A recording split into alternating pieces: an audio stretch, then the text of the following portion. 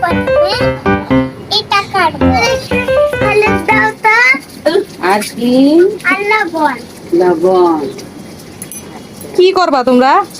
এই যে এই খেলাধুলা করবো। খেলাধুলা। কি কি রান্না করবা তোমার রান্নাঘরে? করলা আর পেঁয়াজ।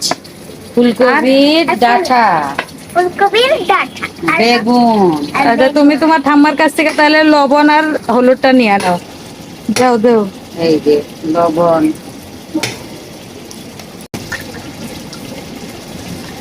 তাহলে যাও এটা নিয়ে যায় রান্না করো গা। এখন তুমি গিয়ে রান্না করবে, যাও। যাও যে ঠাম প্রথমে এটা কাটবো, শসা।